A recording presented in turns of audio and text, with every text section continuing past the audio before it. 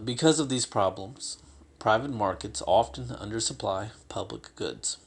Similarly, economists who developed the original economics of information concluded that a private market would provide less than the efficient amount of information.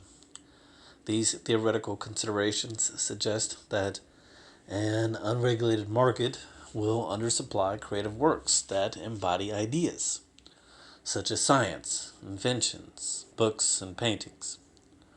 The problem has four different remedies that we will describe. The first remedy is for the state to supply or subsidize art and science, especially basic research. Thus, the state owns or subsidizes many universities. More relevant to this book are subsidies for trials. In many civil law countries, such as Mexico and Chile, the citizens have a right to use the courts for free.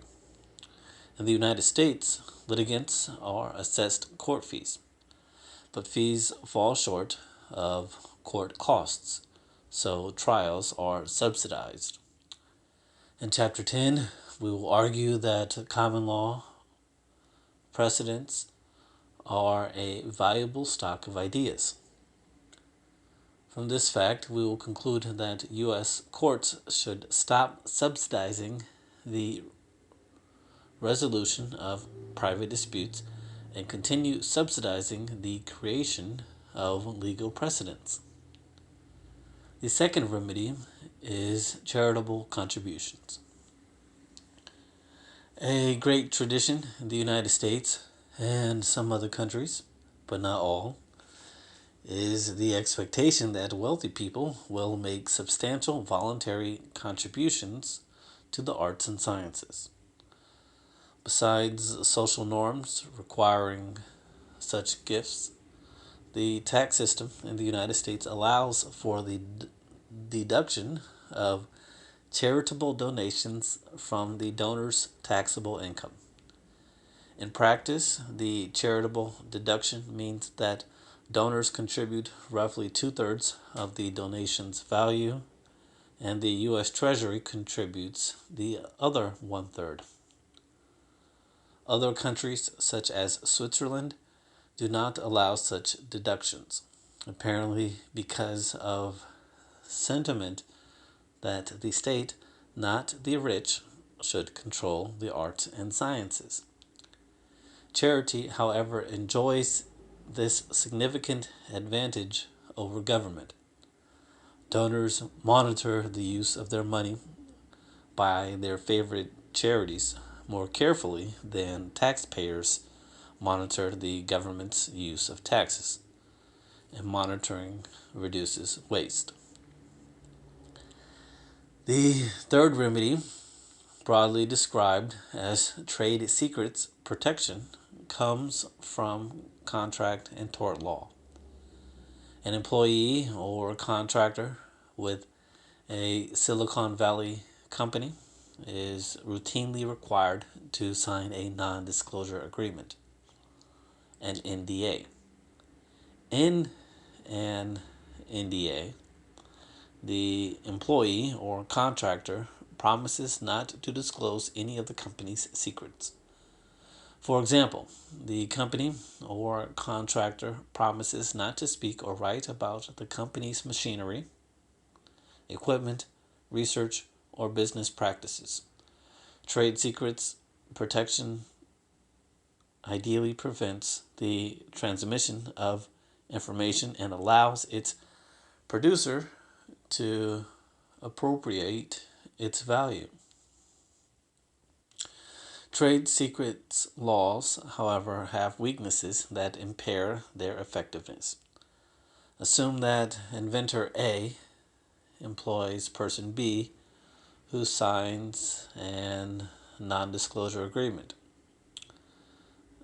and then person B leaks A's secrets to company C. In this case, the inventor A contracts with B includes a non-disclosure agreement, but employee B transmit the information to a third party. A has a contract with B and no contract with C. Because C has no contractual obligations to A, in legalese, A and C do not have privity of contract. A has limited legal power to prevent C from using A's trade secrets or transmitting them to others. If C knew or had reason to know that B violated the non-disclosure agreement, then A could sue C. If C induced B to violate the non-disclosure agreement, then A could sue C. But if C did not know or have reason to know or induce B's breach of contract with A, then C did nothing wrong in receiving the information.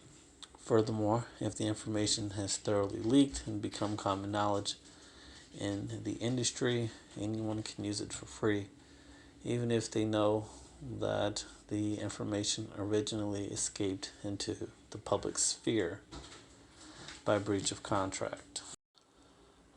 Recent survey research concludes that trade secrets protection is not very effective in Silicon Valley.